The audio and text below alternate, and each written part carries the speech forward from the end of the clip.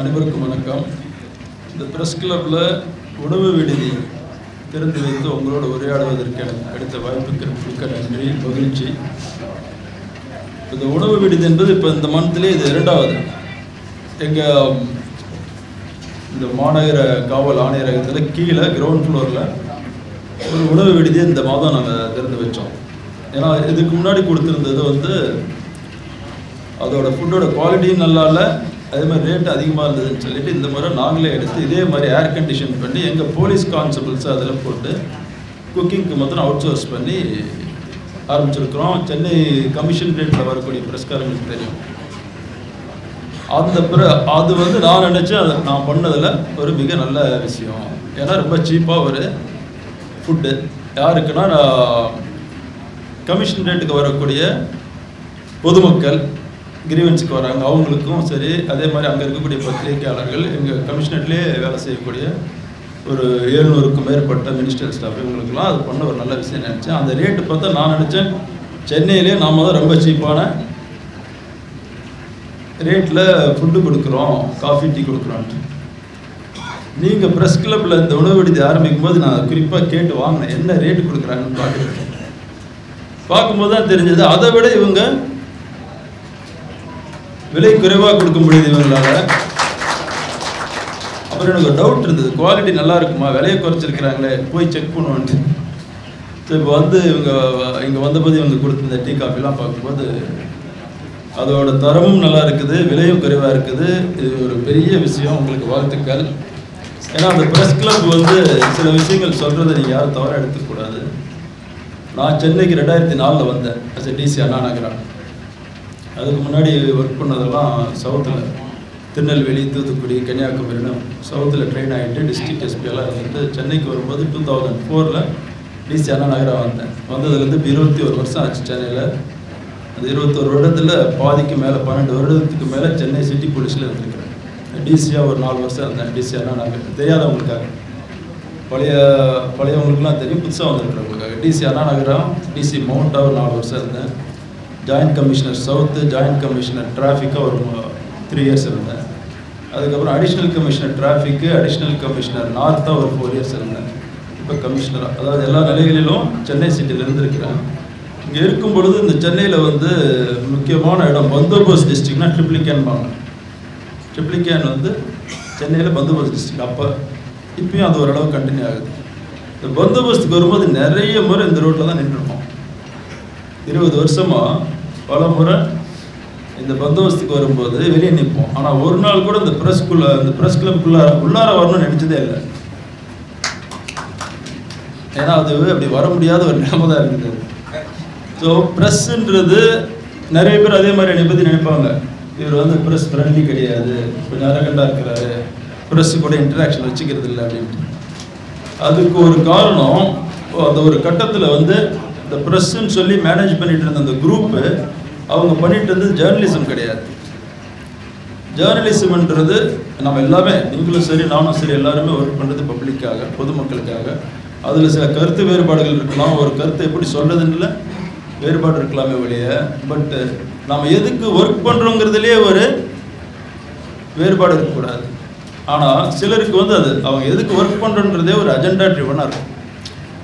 ஆரம்பிக்கும் போது இந்த அஜெண்டா தான் நமக்கு, அதை வச்சுட்டு தான் மற்ற கான்செப்டே கிரியேட் பண்ணுவாங்க. அதுக்கு நான் அகெயின்ஸ்ட். அதனால தான் சில டைம் நிறைய எனக்கும் அவங்களுக்கு கருத்து வேறுபாடு தரும். மற்றபடி என்னையை பொறுத்த வரைக்கும் எனக்கு தெரியும் எவ்வளோ நீங்கள் கஷ்டப்படுறீங்க பிரிண்ட் அண்ட் விஷுவல் மீடியாவில் அப்படின்ற கஷ்டம் எனக்கு தெரியும். இந்த ப்ரெஸ் மீட்டிங்க்கு ப்ரெஸ் கிளப்லேருந்து என்னை இன்வைட் பண்ணும்போது கூட சொன்னேன், வெறும் ரிப்போர்ட்டர்ஸ் மாத்திரம் வராமல் பாஸஸையும் வர சொல்லுங்க, நானும் வேணும், எனக்கு தெரிஞ்ச எல்லாருமே எனக்கு நண்பர்கள் தான், நானும் அவங்களை இன்வைட் பண்ணுறேன்னு சொல்லி இந்த ஓனர்ஸு, எம்டிஸு, இயக்குநர்கள்லாம் வர சொன்னதோட மெயின் காரணம் என்னென்னா, அவங்களுக்கும் தெரியணும் நீங்கள் எவ்வளோ கஷ்டப்படுறீங்கன்ட்டு. ஏன்னா மேலேருந்து பார்க்குறாங்க, நியூஸை பார்க்குறாங்க, பட் அந்த நியூஸை வாங்குறதுக்கு ப்ரெஸ் ரிப்போர்ட்டர்ஸு கீழே எவ்வளோ கஷ்டப்படுறாங்கன்றது அவங்களுக்கு நம்ம பார்க்கணும் தான் அவங்களுக்கு வர சொன்னேன். இது ஒரு நல்ல ஒரு வாய்ப்புன்னு நினைக்கிறேன். எனக்கு இந்த கேமராமேனுங்க மேலே எப்போ எடுத்துட்டு அவங்க எடுக்கும்போது என்ன பையனா பின்னாடியே போகிறாங்களோ விழுந்துருவாங்களோன்னு பயம், பாதி டைம் பிடிக்கலாமே நினைப்பேன் நான். ஸோ இதுக்கு ஏதாவது டெக்னாலஜி கண்டுபிடிக்கணும். எப்படி வந்து பேக்கில் மூவ் பண்ணிக்கிட்டே எடுக்கணும் அப்படிங்கிறதுக்கு அந்த அளவுக்குலாம் கஷ்டப்படுறாங்க. அதுவும் அங்கெல்லாம் பார்த்தீங்கன்னா இந்த கிண்டி ஹாஸ்பிட்டலில் ஒரு இஷ்யூ ஆகிடுச்சு. ஒரு டாக்டரை ஒரு பேஷண்ட் அசால்ட் பண்ணப்போ பேஷண்டோட அசிஸ்டன்ட் அவ்வளோ கஷ்டப்பட்டாங்க. அப்போ தான் நினச்சேன் எதுக்காக இவ்வளோ அது அப்படின்னு. ஸோ இதுக்கெல்லாம் ஒரு வாய்ப்பு இந்த ஓனர்ஸும் சரி எம்டிஸும் சரி பார்க்கும்போது என்ன இவங்க இவ்வளோ கஷ்டப்பட்டு நமக்கு செய்தியை கொடுக்குறாங்க. அது இப்போ இருக்கிற காம்படிஷன் வந்து பயங்கர காம்படிஷன், செகண்ட்ஸில் தான் போகுது, மாதிரி இல்லை.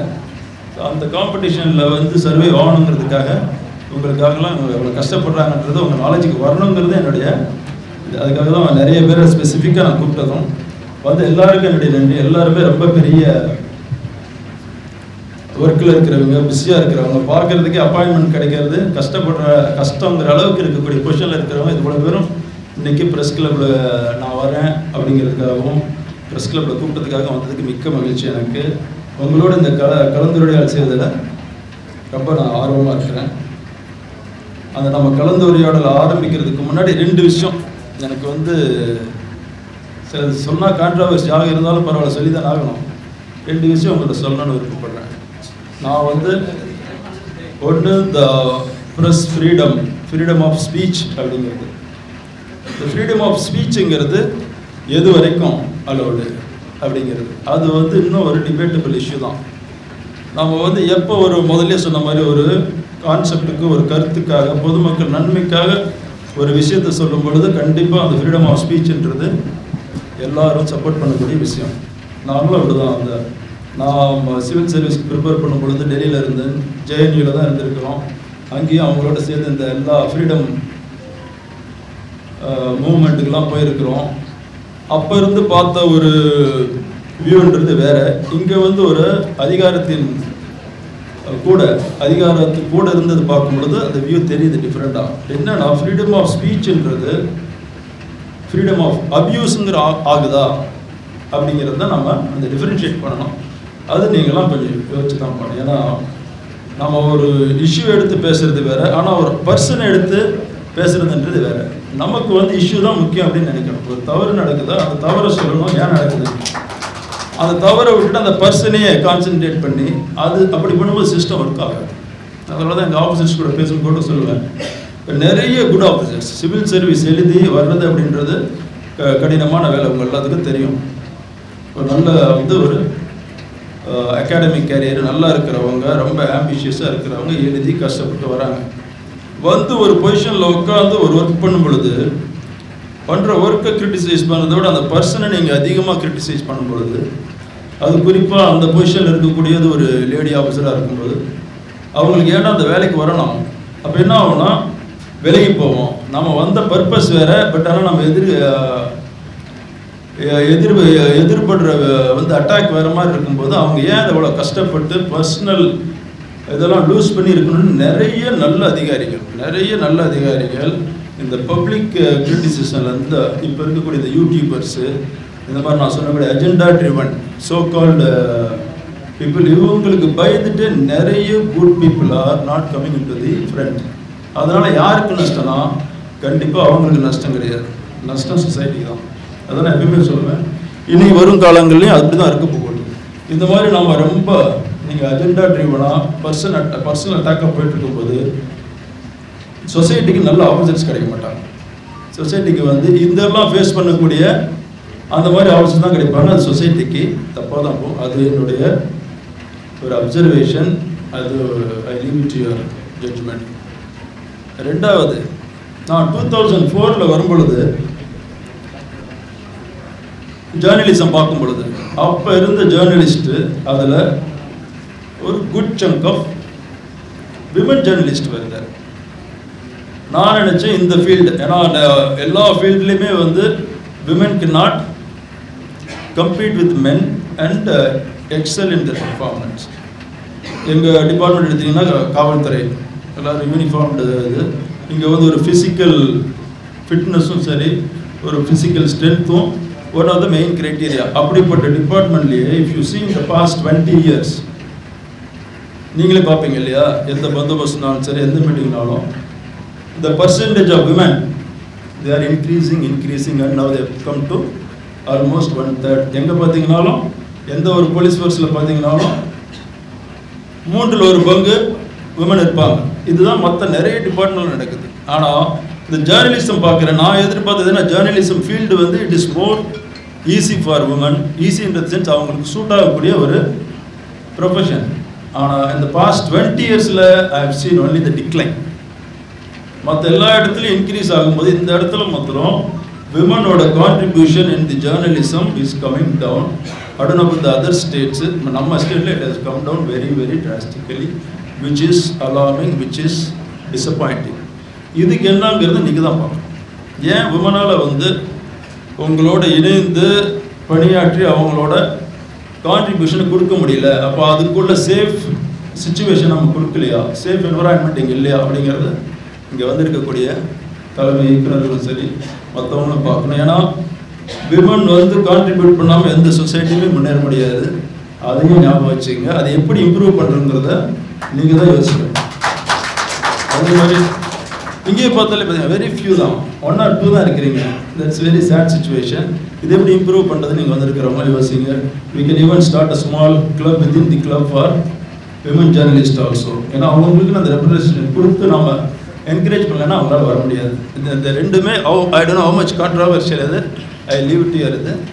Then rest now you can ask me questions. Sir, இப்போ வந்து ஜார்னலிசம் சொன்னீங்க எவ்வளவு டிஃபிகல்ட்டா வந்து ஒரு ரிப்போர்ட் வந்து நியூஸ் எடுத்து கொடுக்குறாங்கன்னு சொல்லிட்டு. ஸோ அப்படி இருக்கும்போது எடிட்டர்ஸ்க்கு அந்த கஸ்டமர் நேரடியாக தெரியணும். ஏன்னா சம்டைம்ஸ் வந்து ஃபியூ மினிட்ஸ் லேட் ஆனால் கூட ஏன் வந்து எங்களுக்கு வந்து அவுட்புட் லேட்டாக கொடுக்குறீங்கன்னு சொல்லிட்டு நிறைய ஜார்னலிஸ்ட் வருத்தப்படுறாங்க. ஸோ எடிட்டர்ஸும் போராட்டக்காரங்க இந்த மாதிரி விஷயத்தில் வந்து அவங்க வந்து பக்கம் பெற வேண்டிய சிச்சுவேஷன் இருக்குதா? அப்போ தான் அவங்களுக்கு நேரடியாக அதை பற்றி எக்ஸ்பீரியன்ஸ் இருக்குன்னு நீங்கள் நினைக்கிறீங்களா? எல்லாம் நீங்கள் கேட்குறது நோட் பண்ணிக்கிட்டு இருக்கிறாங்க. அதுதான் purpose of that question. they'll I know that all are very gentlemen, very highly educated. Once point is driven to them, they'll அவங்களுக்கு அது போய் சேரும்போது அதுக்குள்ள சொல்யூஷன் அவங்க கண்டுபிடிச்சு கொடுத்துருவாங்க. I hope that. பெண்கள் வந்து ஜேர்னலிஸ்ட்லயே நல்லா ஈடுபடுத்தி நல்லா இருக்காங்க. இப்போ கேள்வி கேட்ட சுனைநாதன் நல்லா வாங்க நல்லா பண்ணுறாங்க. எல்லாரையும் ஈக்குவலாக ட்ரீட் பண்ணுறோம். வேலைக்கு வந்தாங்கன்னா எடுத்துக்கிறோம். அதான் நம்மள என்ன பண்ண முடியும்? அதனால் நீங்கள் வந்து அந்த கருத்தை வந்து அது நீங்கள் திரும்பி பார்த்தா தெரியும். மற்ற இடங்கள் ஆஃபீஸில் நிறைய இருப்பாங்க. அதான் இன்னொரு கேள்வி இல்லை வேண்டாம். அதாவது சிட்டி முழுக்க வந்து இந்த டிராஃபிக்ல போகும்போது ரொம்ப பிரச்சனையா இருக்கு. இதை நான் உங்ககிட்ட கேட்கணும். அது சரியான இடம் இங்கே இல்லைன்னா கூட கேட்கணும். இல்லை கேட்கல. நீங்கள் இப்போ டிஸ்டர்ப் பண்ணுறாங்க. பிச்சை எடுத்துறவங்க மற்றவர்கள் வந்து இதை பற்றி நீங்கள் கவனிக்கணும்.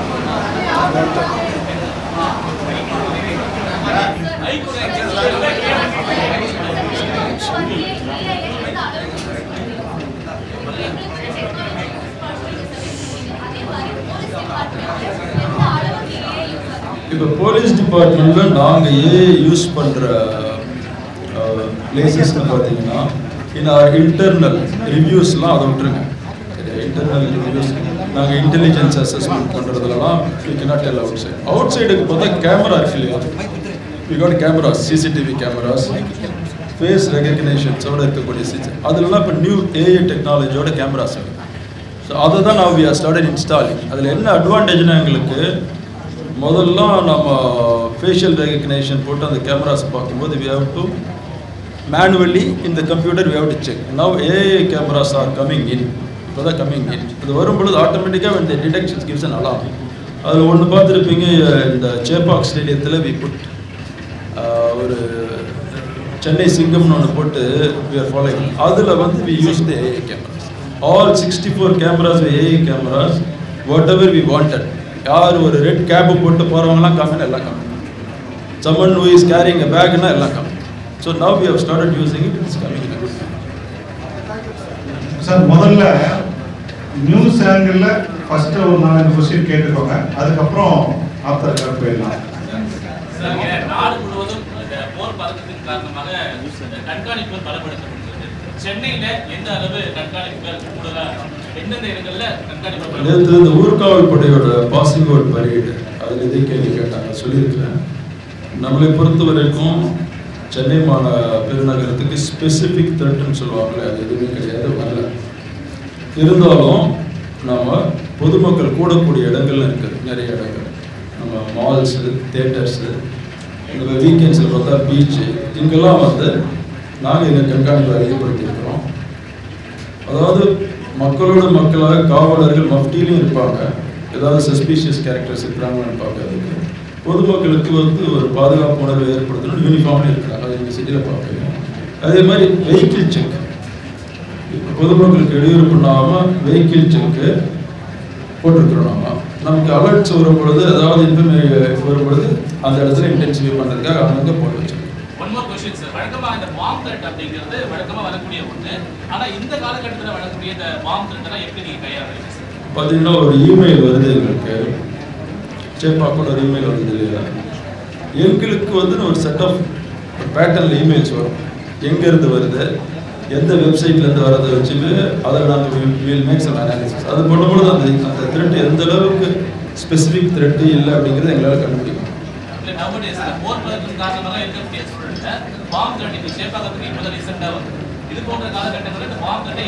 அதான் சொல்றேன், அந்த த்ரெட்டை வரும் பொழுது அந்த த்ரெட் எங்கேருந்து வருதுங்கிறத வச்சு எங்கள் அனாலிசிஸில் ஹவு மச் ஸ்பெசிஃபிக் அப்படின்றத எங்களால் கண்டுபிடிக்க முடியும். அதுக்கு தகுந்த மாதிரி நம்ம ரியாக்ட் பண்ணோம். இது வரைக்கும் அந்த மாதிரி எதுவும் த்ரெட் வரல.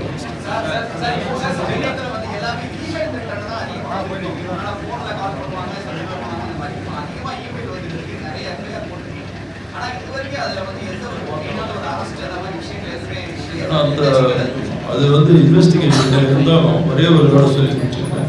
வரக்கூடிய அந்த இமெயில் மேக்ஸிமம் ஆல்மோஸ்ட் எல்லாமே டார்க் வெப்லேருந்து வருது. அதனால யார் அனுப்பிச்சாங்கன்றது இன்னும் பின் பாயிண்ட் பண்ண முடியல. பட் அதை பார்க்கும்போது ஒரு சின்ன ப்ரூவ் பண்ண போது தான் தெரியுது.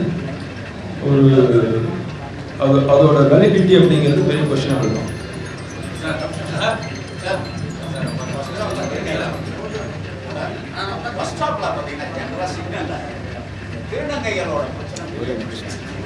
Anything urgent? Anything urgent? What of society, sir?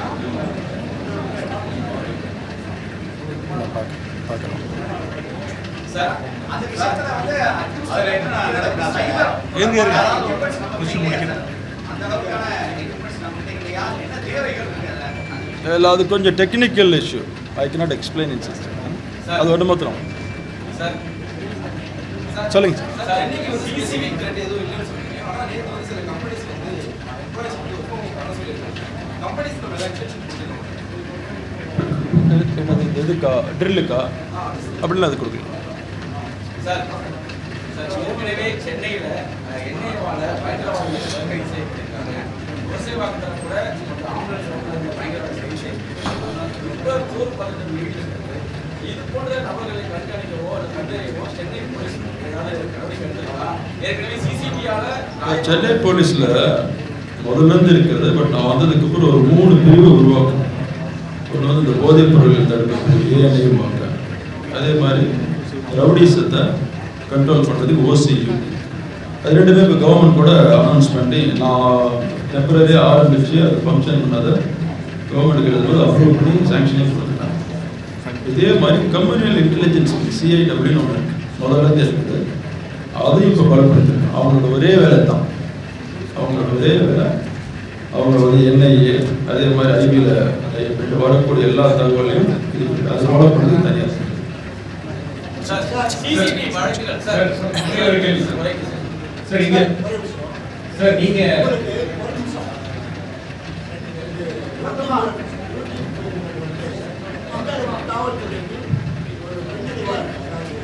எதுக்கு சரியாக கேட்கல, என்ன சொல்கிறேன்?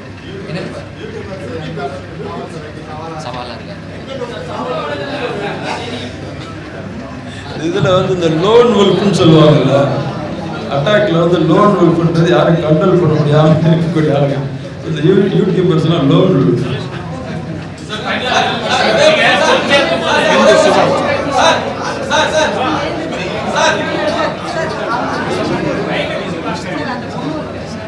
The past few months, particularly after December, what happened in Anna University, there has been a perception that Chennai has suddenly become unsafe for women. So is there any particular steps that have been taken by the Chennai City Commissioner to ensure that women are feeling safe to travel around? What think about this Anna University incident, which became very controversial, and I would say it's blown out of proportion.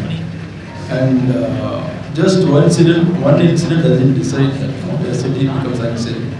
As per the statistics, very many times you have told, all over the country you take, we are the number one, most safest. Nobody is even nearing to us next. அதனால அந்த இன்சிடென்ட்ல கூட பார்த்தீங்கன்னா that fellow has been arrested, case has been charge sheeted, probably will get conviction in few days also. இந்த ஸ்பீட்ல வேற எங்கேயும் எனக்கு தெரிஞ்சு ஒர்க் பண்றதில்ல. ஸோ அந்த ஒரு இன்சிடென்ட்லாம் நம்ம சொல்லுவோம். நீங்க பதவி ஏற்றுக்கிட்ட பிறகு 6 என்கவுண்டர்ஸ் நடந்தது. அதுக்கப்புறம் ரவுடிகள் கட்டுப்படுத்தப்பட்டிருக்காங்க. என்னென்ன நடவடிக்கை? பிரஸ் கிளப்ல தான் வித்தியாசமா கேள்வி கேட்பீங்க. அதான் ரிப்பீட் கொஸ்டினா இருக்கலாம்.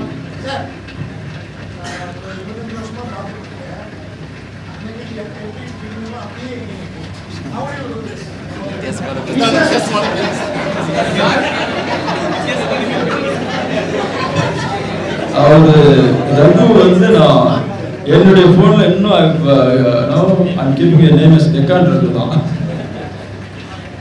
ஃபோன் நம்பர் எனக்கு நானும் அதுக்கு தெரியல problem Chennai. But I have a strict diet and work out.